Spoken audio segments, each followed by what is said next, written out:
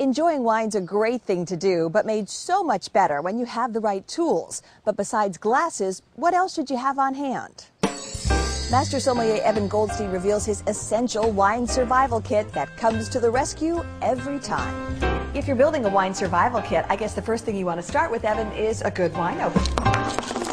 Yeah, you need a really good corkscrew to be able to get that cork out of the bottle. Now, there's a lot of types of corkscrews available on the market, and you're going to find a little bit of everything from the so-called Jack LaLanne model that goes up and down to the Osso. You've got everything. But what I like at the end of the day is your sort of basic waiter's corkscrew. It has all the tools that you need. First of all, you need a knife. You need a blade to be able to actually remove the foil off of it, and a lot of these other models don't have that.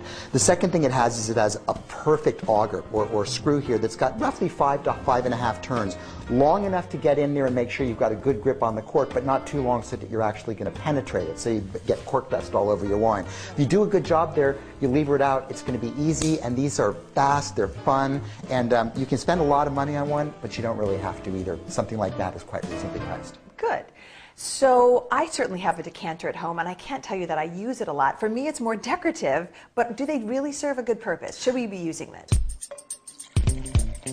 Most of us drink our red wines pretty young. So basically taking a bottle of wine such as this, taking your decanter, having a nice wide opening like that, and glug, glug, glug the wine into the decanter to ensure that you get air contact with the wine. This particular one that we have here actually has a wide base, which is good because the more air you can incorporate, the more of the aromatics the wine is going to be able to show for you. Sometimes, however, we will decant for sediment. As red wines get older, they throw deposit. So what I generally will do is, for an older bottle, get a light source, a candle, but even a flashlight would work like that.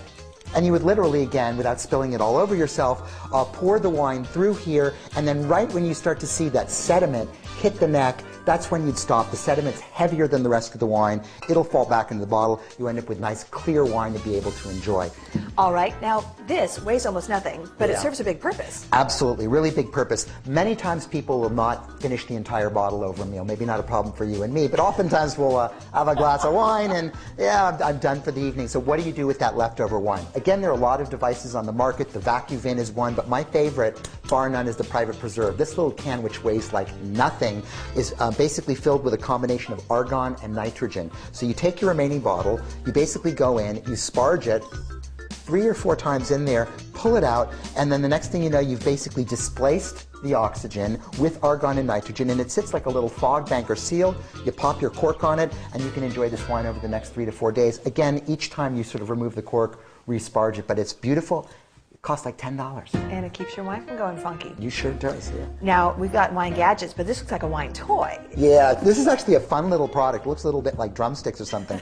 It's called the wedge, and this is literally set when you need to wedge wine in. If you're, particularly for white wines, if you're having some friends over at the 11th hour and you need to jam that bottle of refrigerator, in the refrigerator, you've got all this other stuff going on, all you need to do is find a little bit of a corner, you find your little thing, you literally, no pun intended, wedge the wine in there, and it doesn't move, which is great, and it works wonderfully. If you have a big party, let's say Thanksgiving, Christmas, you can actually stack up 6 or 9, clear out a shelf, and you're set. I love it. That's so fun, your little wine pyramid. It's great, and if you don't want to use it exclusively for wine, you can use it for beer, soda, whatever you want to do. It does the job. Brilliant.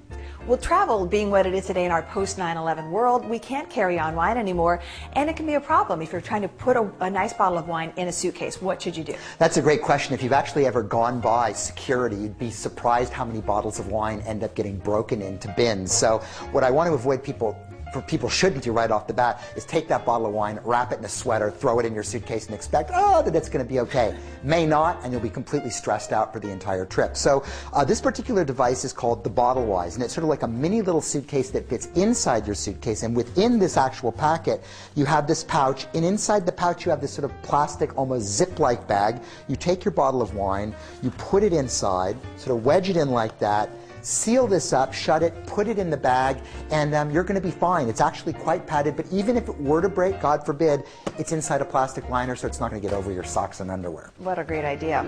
And with that, we have packed up, I think, Evan, a pretty nice wine survival kit.